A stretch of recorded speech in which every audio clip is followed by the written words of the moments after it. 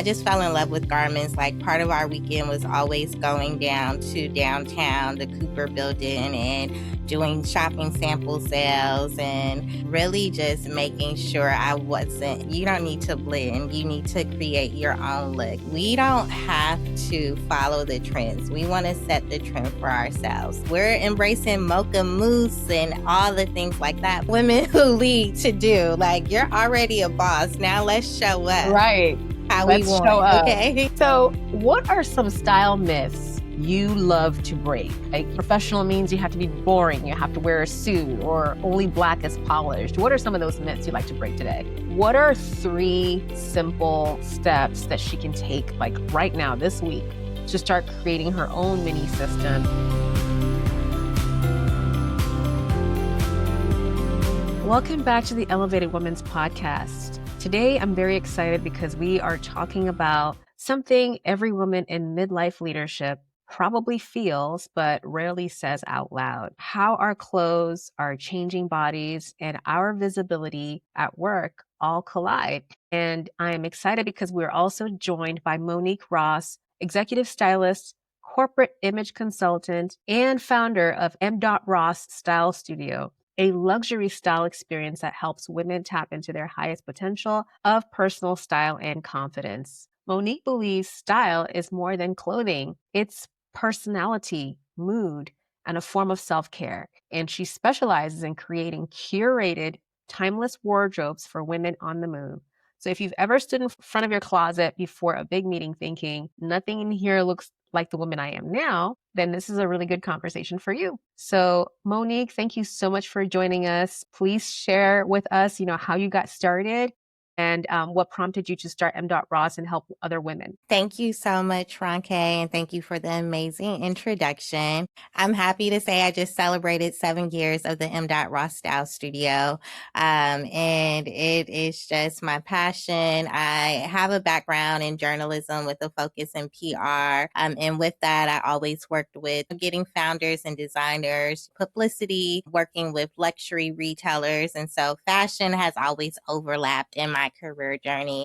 And empowering women has always been at the core. So when I started the MDOTROSS Style Studio, it was just a contemporary boutique. And then I used my skill sets of helping style women, and I started offering style sessions where I was styling women for conferences and engagements, just preparing them for the boardroom, special events, red carpets, and things like that. And since then, it's evolved, of course. We also just did a wonderful refresh because we go through these seasons of life. So MDOTROSS Style Studio is in a new season of what we're offering to women, and that's really merging wellness and style together, because at this age of us growing, we really need to be caring for ourselves. Absolutely. And then that's when I saw your LinkedIn page and saw your work. I was impressed. I was like, this is exactly the kind of conversations that women need to hear about. So one thing that stood out to me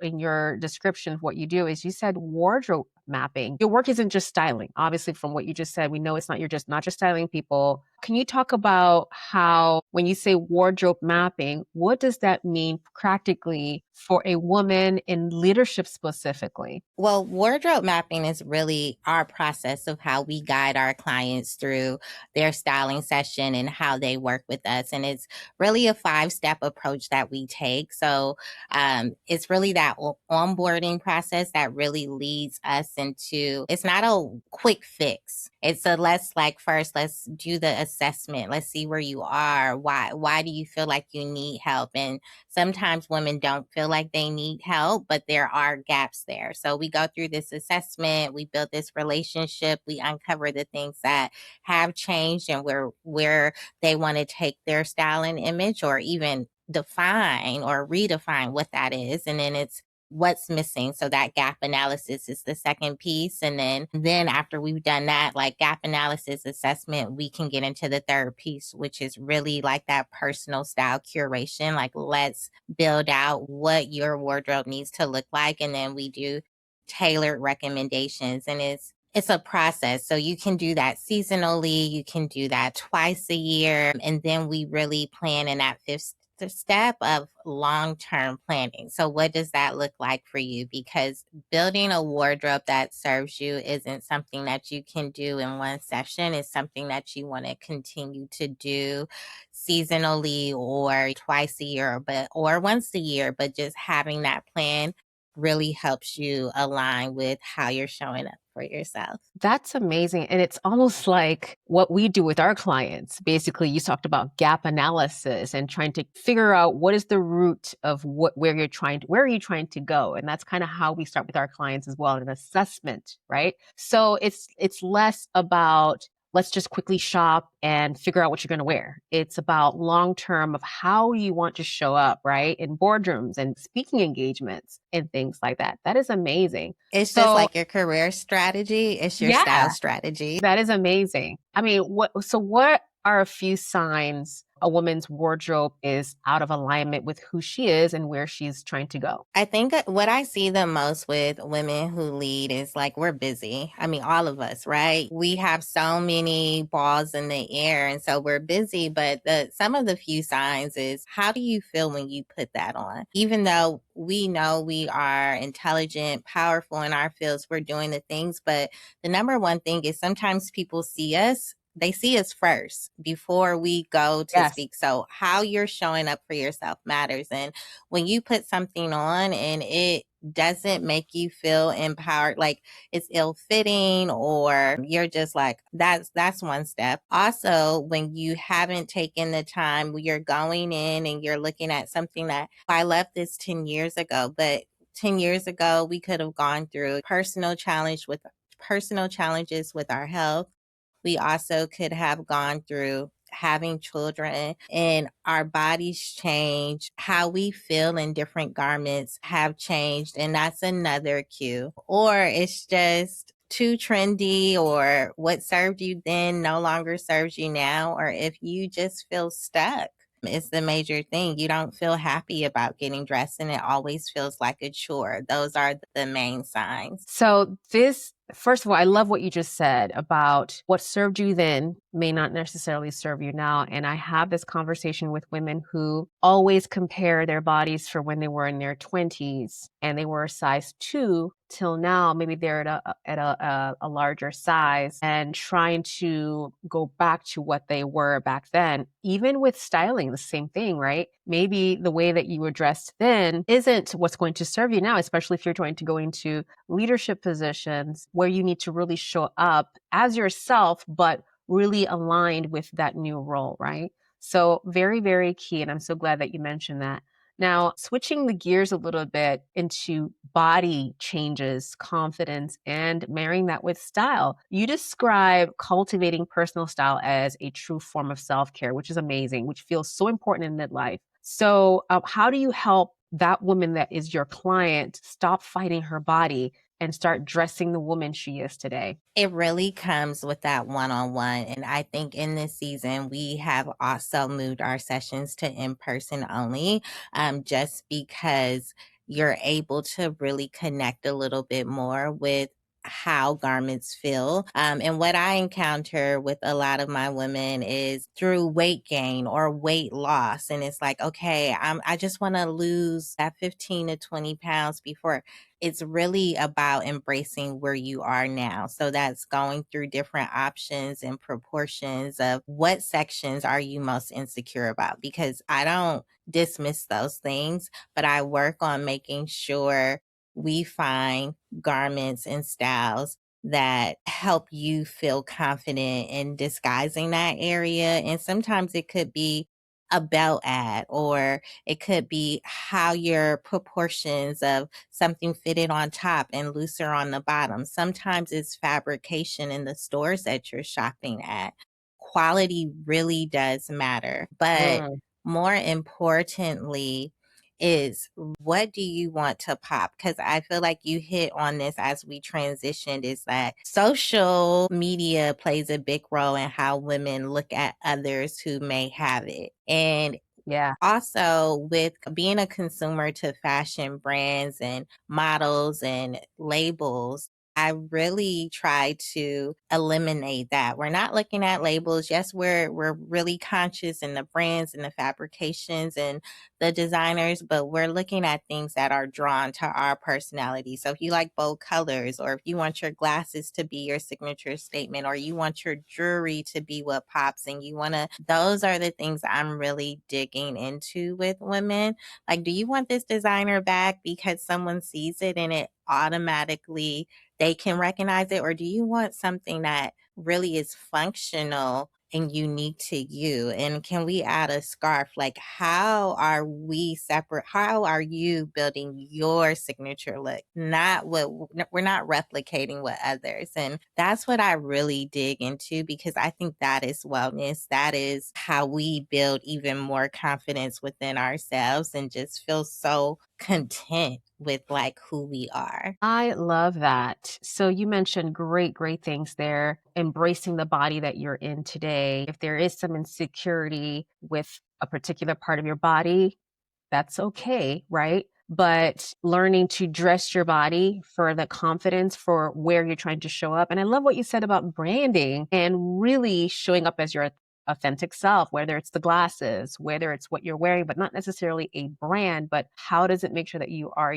authentic? So I love that. Can you share a story? And of course, you don't have to tell us who it is or anything like that, but of a client, maybe an executive or a founder, because those are the people who are high functioning, they're stepping into maybe new roles, whose confidence or leadership shifted once her wardrobe reflected her current body and season. Do you have anybody that you can kind of walk us through? Yeah, I had a client who had went through her battle with breast cancer. Once she had to do her removal and get adjusted into her new body of what that looked like, it was, you have scarring that she was insecure about and things like that. And she just didn't know what garments to fit to wear.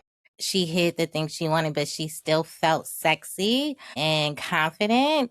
And so it was probably one of my most personal experience to where with my clients, they can be absolutely vulnerable, and I'm that safe space, and I'm really helping them move through times in their lives where they're reinventing themselves or just embracing what their new life looks like. And it was fun because not only did we find the things that made her feel confident, made her embrace new styles that, okay, I can still do this and feel sexy, feel empowered, still feel polished. And it was just a beautiful journey of seeing that and opening her eyes to new designers, also showing her like how to fix things, to disguise things, and layering over when you need to, but then how we transition that into other settings. So that, without giving too much, like it was really great. So not only weight transformations, but life transformations, things that really change how you feel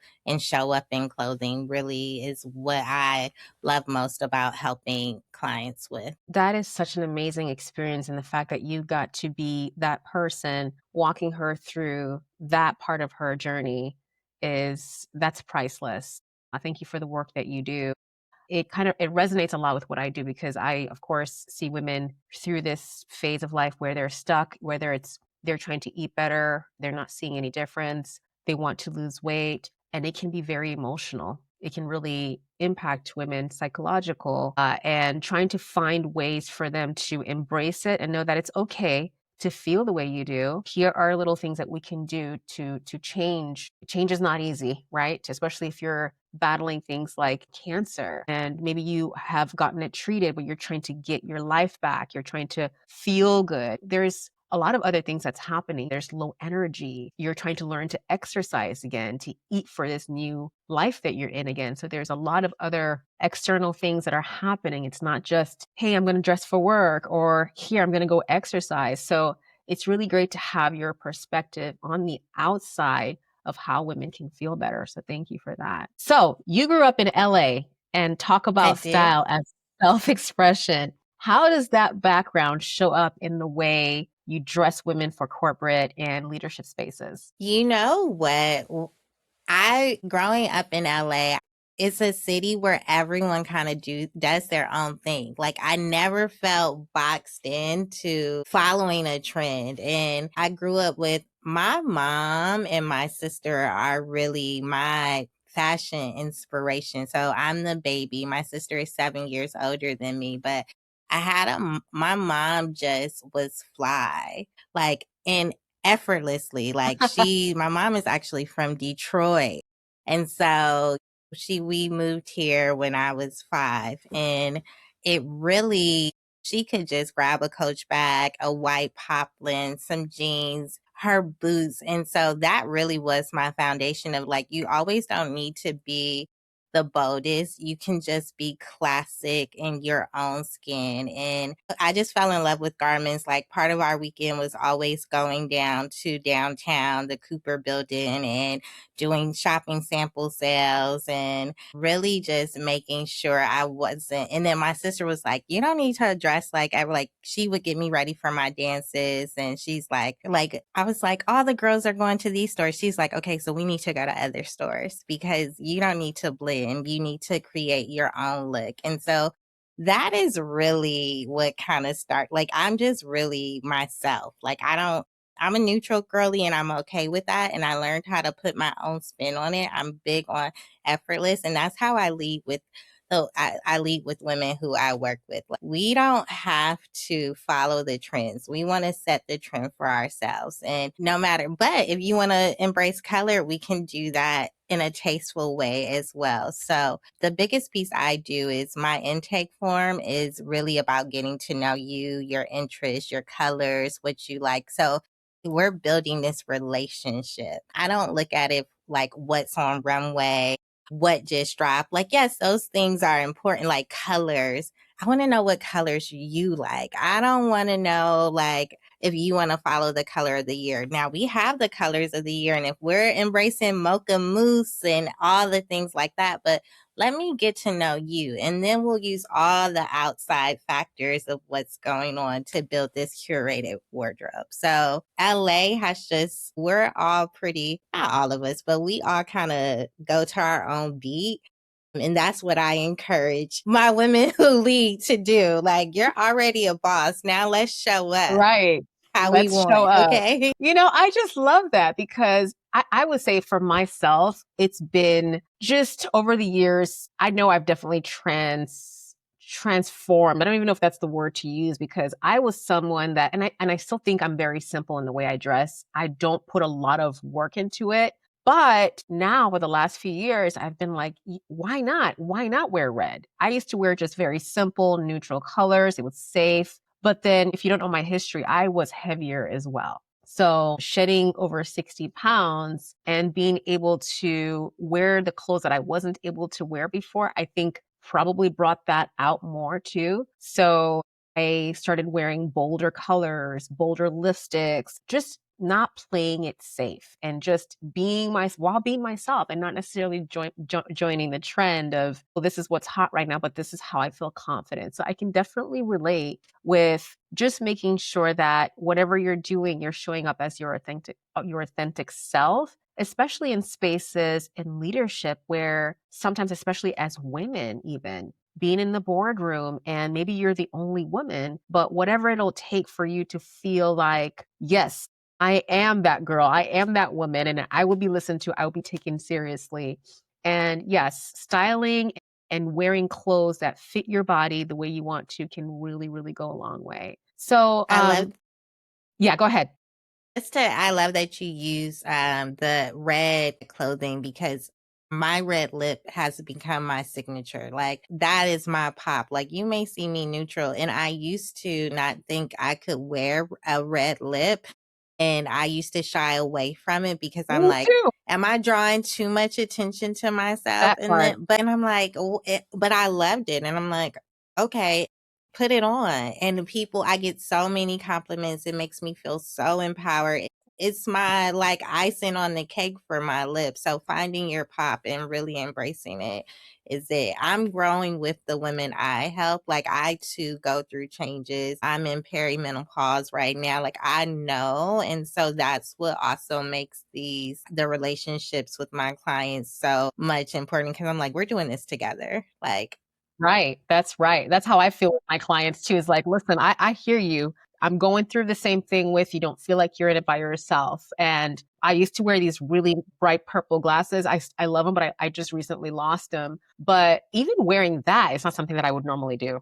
Right. but I'm sure you come alive and that's like that is something people probably look to. Like that's your signature look and I would love to bring that out in my clients. So, sorry to keep going, but I get Oh so no, no, that's into okay. That's okay. That's you have a passion for this and it shows for sure. So, what are some style myths you love to break? Like professional means you have to be boring, you have to wear a suit, or only black is polished. What are some of those myths you'd like to break today? So the main one is the suit and it needs to be black or blue. I love black. You can have fun, but I really love to challenge my clients to mix and match their suits, to experiment with different textures, to add personality through brooches, play with colors, mix and match with the tops. Like it doesn't have to, even though white blouses are my go-to, but like how are like let's use other silks and textures underneath it. So the suit is always, or do we need a suit for that? Like let's really look into power dresses and how a dress could just do it just as much as a suit would and what that looks like. So that is usually the first thing is like we don't technically have to go into the traditional suit route, but we play with more textures, colors, dresses, and things like that when we're looking at things. Also, I love to do, even if we're doing a navy or sticking to a blue, monochromatic looks are also really fun because we're able to still show that power look of a suit, but we're playing with colors and things like that to also still get very polished and command the room, but in style. So that is fun for Amazing. That sure. is amazing. Yes, absolutely agree. And I think women are starting to realize too that it doesn't have to be that way, especially with the pants situation. You can wear a dress and still be a leader. You don't have to wear a suit. So I love that. You got to come And to it's really Alaska. I know. I would love to. In texture, I think one of the things is always texture because I think we go with those classic wool blends. I bring leather. I like leather doesn't just have to feel edgy, it can be elevated. Like those are things like we can do silk pants with blazers. So texture is always the biggest thing that we typically start with because with just in the boardroom we are still in a formal setting, but how can we don't have to be stuffy at all. There's ways to.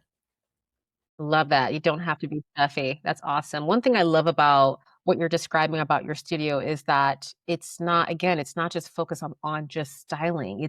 It's full service luxury, but you're focusing on discovering the woman, which is very similar to what I do with women. You know, we discover what is it that you need right now. And then style planning, you know, curation and tailoring that person, that look for that person. So talk us through what happens from that discovery call to a woman feeling like, okay, my closet finally works for my life right now. So what happened? Oh, okay. So that's a good. I mean, from the discovery call of us getting started, we then go into planning, and so my our sessions now it's a 2-day VIP shopping experience. So just to give you a little background, I used to have style sessions where we would do like wardrobe 180. So that consisted of 4 to 5 looks and things like that, or one-off brand shoots. But now our only service offering is the Deluxe Edit, which is a VIP shopping experience where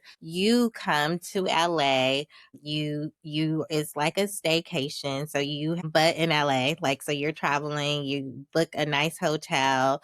The first day is me Yeah, the first day is like me bringing in items that I've pulled from different designers, maybe ordered some pieces, and like us getting started in your suite so that we can start trying on getting fits right and kind of working through. But it's a process. So, of course, we have a call and where an intake, where it needs to go. And we really plan out what your life looks like. So if for my clients, it's like, how many conferences do you have? How do you want to show up for your children's activities? How many like travel trips? Like what is on the checklist? So the Lex edit could come first, or sometimes I typically do this when I've already built a relationship with you. Like I went to my client in Arizona and we kind of did a closet edit first, because sometimes women have closets full of clothes and it's just taking out what is needed and then having our Yeah. checklist ready. So sometimes there needs to be a little pre-work before we can get to the Lex edit. And that's really determined through um consultations of us getting there. So it really just, but most women know. I have a series of questions that I ask. They know when nothing works, and we just get right into planning.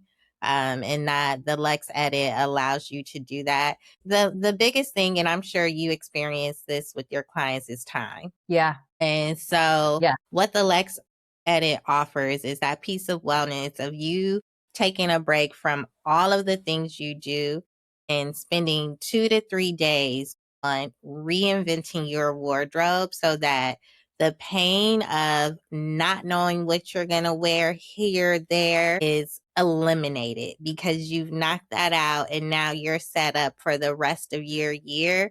And then we also build out a plan for what's next to continue to build upon that. At the same time, you Mm. manage to prioritize wellness by coming to lovely California. Rest, like you have no interruptions while you are fully pouring into yourself. Amazing. I love that. Okay. So I hope that answered your question, but to an extent, Absolutely. it's so No, many that layers absolutely. to where you arrive at a styling Sure. experience. That is amazing. I know that first of all, I'm already thinking, maybe I need to do something like this. So for the women who maybe today isn't the day where they're ready for a VIP kind of treatment like that, what are 3 simple steps that she can take like right now this week to start creating her own mini system, maybe a small capsule or some changes that she can start to make so she can start to show up better? Okay, so well, one, I do have a workbook, a vision board for your style that you can kind of do like a reset. So that's a free download on my website. I'll be sure to share the link with you so you can share it with your audience. But this is what I always say. One good thing to do is think about your go-to stores, like as far as where you like to shop and what pieces you replenish from there. So like my go-to is Dish. I love their suiting. Reformation, I love their slip dresses. And then Brother Vellies, I love a statement shoe. So I always say, think about where you get the best pieces that complement you. Then another one is because that way you can focus in on your staples, where you need to go, things that automatically fit. It's going to help you stop shopping so fast on these link in bios or ask me for a link. We don't, The second thing I recommend, if you're going in your closet and you have something in mind and you're looking through and you're pulling out something that you haven't worn within the last 6 months to a year, it's time to let it go. Mm, And that is the easiest way to purge, because don't if you keep going and pulling for it but it never ends up on, then it's just taking up space. yeah. I also say do an inventory of how things fit, like the things that you keep grabbing, if they're worn now, if it doesn't pop, it's like, I love this so much, but you can see that it's worn, then it's time to replace it. So those are two things, just like really doing inventory of your closet, but also evaluating the stores that serve you the most so that you can really be more strategic in adding pieces that work for you. Hmm. Those are And then really thinking good points. about your vision. And my vision workbook really helps you kind of identify like the intention, like what do you want your style to say about you? Sophisticated, preppy, and polished, like thinking about those things matter, and setting your style intention allows you to have a little bit more of a clear mind when going into getting dressed. And just like we plan for our week, typically on Sunday, how we're the calendar and where the kids got soccer, gymnastics, all the things. That's a great time to think about. So what am I wearing? Like I have a speaking engagement this day. I have to lead my team on through this meeting this day. I have a work dinner that night. Like pulling out those items and planning just allows you clear mind, and trying them on prior to trying them on when you're rushing out the door and Right. something doesn't work. So those are good things to not only practice, but then it's going to also allow you to really take inventory and see what's serving you and it's not, and how what's missing. Those are really great tips. I have to ask you this before we go ahead and close. What about those of us who are I wouldn't say you're resistant to change, but you are so used to dressing a certain way and you tend to just pick the same kinds of things. You go to the store, this serves your body well, but you tend to stick, so your closet essentially looks the same. What tips do you have for us to kind of break out of that cycle of this is what works and I'm sticking to it and trying to explore a little bit better? Hiring an expert. That's the only time that is the only time you break Oh, we need you, cycles. Monique. You do. Sometimes I have a friend who has a style journal, which is good for reflection too, of breaking habits and really kind of writing it out. Or hiring an expert is number one, or trying something new that Yeah, you wouldn't. But typically, there's no one there to push you. And sometimes the mind doesn't work in pushing yourself outside of your absolutely. comfort zone. So you Yeah. need someone else to do it. Absolutely. And that's kind of what I do too. It's like, hey, you feel stuck. You're stuck essentially. Let me help you because I know what it's like to feel stuck. It's sometimes you really need someone that can push you out of your comfort zone, make you try something new, maybe try a different food. Oh, I don't know if I'm going to like that, but you try it. You're like, oh, this isn't bad. Right. Same thing with Yeah. working with you. So yes, you need Monique. If your closet looks grays, black, blue, and that's all you're going to wear. And sometimes those grays, blacks, and blues can work, but how are you owning that? And how are we bringing your Mm, personal style to that, mixing it up in all of those things? So yeah. that's the joy in all of it. That's great. Thank you so much for that. Okay. So we have learned so much in just a few minutes. I love how you walk through how everything needs to start discovering to kind of planning out and making this your brand and then showing up as your authentic self. So if someone wanted to now take the next step to work with you, Monique, how do they go ahead and do that? So we have a few different options. So one is our book a look, which is really our discovery process. And you get to kind of see how we work, and it is basically essentially a look. So you go and it's complimentary. You do a questionnaire and then we deliver a mood board, but it takes you into the back end of our system. We have this wonderful platform where we are able to build your closet, digitize your wardrobe. So it really shows you the systems. We ask you a few questions and then we send you over a shoppable mood board for what you've asked us. And that just opens the door to us learning like a little bit about you, and then you kind of seeing where my style mind goes. But that is surface, right? I'm getting into knowing you a little bit more, and then